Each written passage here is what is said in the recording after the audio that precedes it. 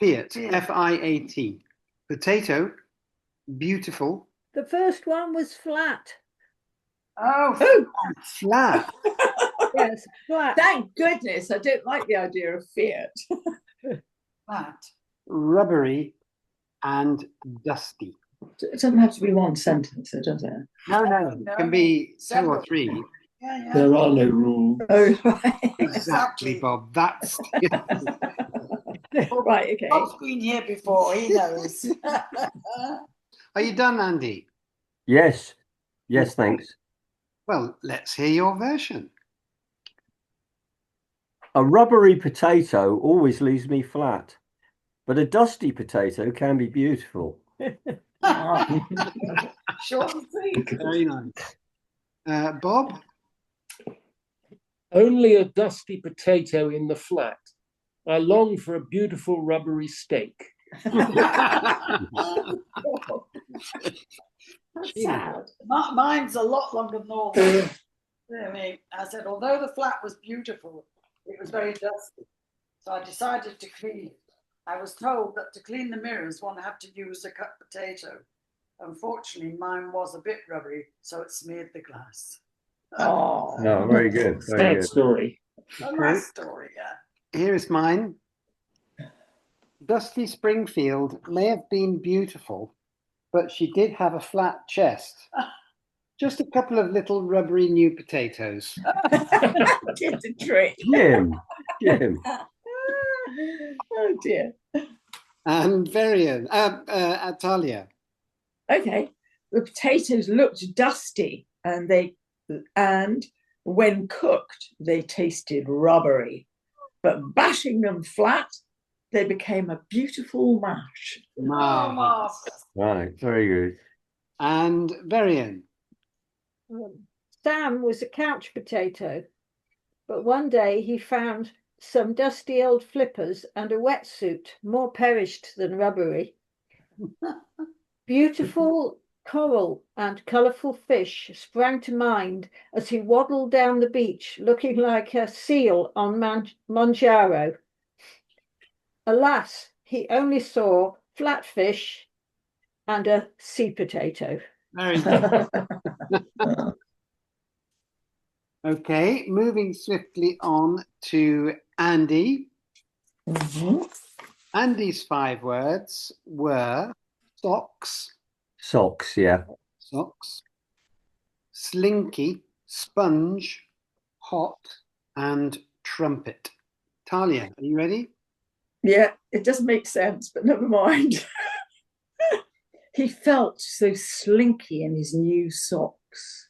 He could now blow his own trumpet and gorge himself on hot sponge cake. Perfect. I don't see what's nonsensical about that. Perfectly logical. Yeah. All right, Sheila? I've got playing the trumpet in slinky socks makes you hot.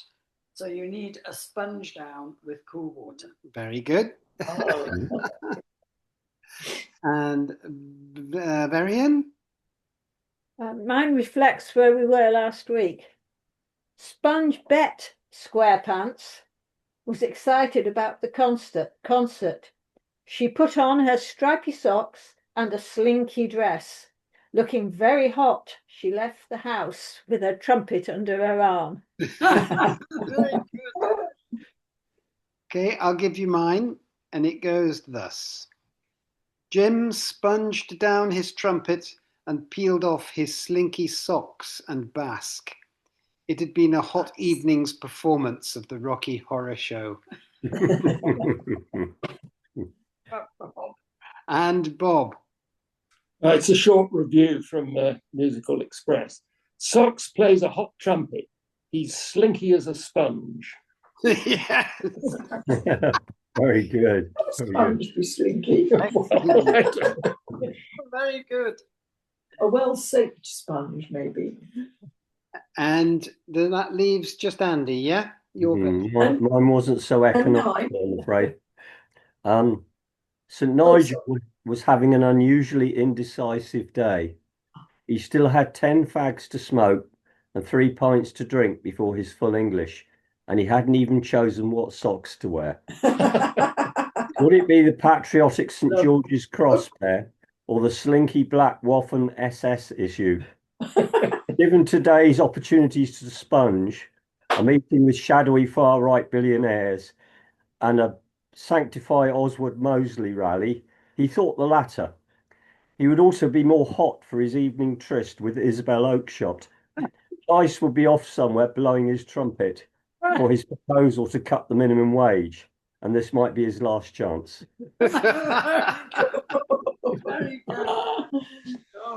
Sorry, Talia, did we miss you out? Oh no! I got confused about.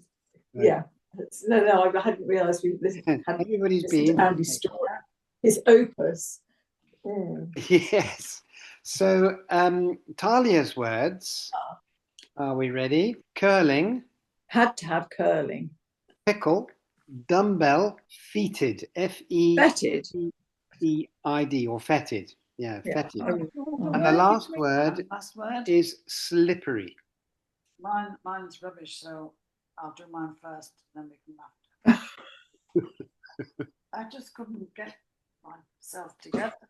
And I put the curling course was too slippery due to the fetid pickles. So a dumbbell competition was arranged instead. Nothing wrong with that. Mine, well done, Sheila. mine is very similar to yours, actually. Yeah, so is mine. Well, then I'll give you mine, and then we'll move on to Andy. Andy became increasingly frustrated with the Colford curling team. They still hadn't got it. Their third attempt on the slippery sheet of ice with a fetid pickle was no better than when they tried with a dumbbell.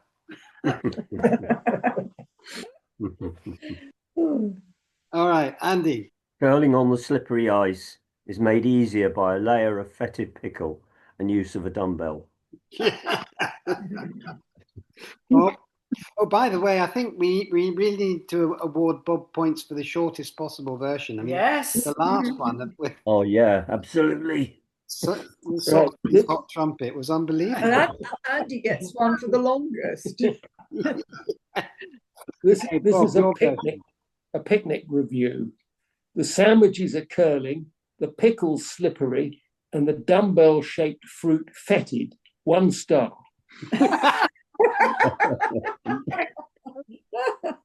Brilliant. And Varian? The ice was slippery and smelly from a dressing of fetid pickle juice.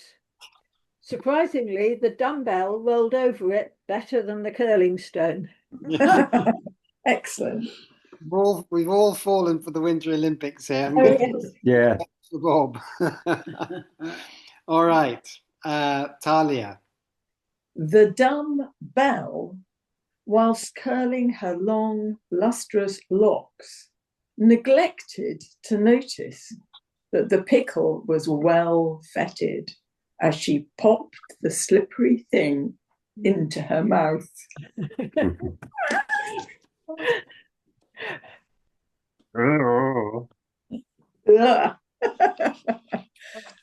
There you go.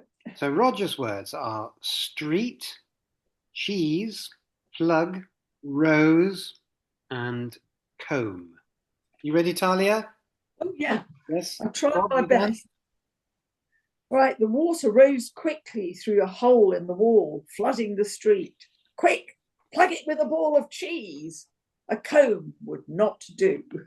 Certainly wouldn't. Well done. Sheila? No, someone else. Yeah, Bob? Sorry, I've left out cheese. Oh, well, that will never do. We'll come All right. Cheese in hand, plug rose above Bash Street and dropping his comb. You've run out of steam as well. Oh, dear. I've got an extract from a Raymond Chandler novel here. Philip Marlowe rose, dragged a greasy comb through greasy hair, like he'd never dragged a greasy comb through greasy hair before, and headed for the street. There, on the pavement, was the spent plug he'd been searching for, looking like a spent plug that had been well and truly spent. Geez, he muttered. I never thought it would be this easy. Was that G's or cheese? Yeah. It's like license allowed for at any time Yeah, in these exercises. Right, who's next? Varian. Somerset Council uses cheese and a comb to plug potholes in the street. The benefit is that you might even get a rose growing out of the potholes. Andy. I comb the street for my missing cheese. I only find a plug and a rose bush. Mine's very boring. I was a Rose plugged in her electric comb while she watched Coronation Street and ate her cheese sandwich. Well done. Very good. Well, we've got a couple of minutes left, which brings us to our little snippets for the evening. Do you remember what we had Princess Anne going around a crisp factory doing her daily duty, and we thought maybe we could think of some other foods, comfort foods or otherwise, that the royal family might be consuming in these trying times. Do we have one or two on the ready for us? Okay. Humble pie for the king and queen is made of 24 plant-based blackbirds. I've just got toad in a hole. I think that the Andrew, who used to be known as Prince, might be eating rather a lot of porridge. Exactly. Yes, I'm trying to avoid it. There's always Irish stew in the name of the law. Yeah, knock knock. But vulgar rice.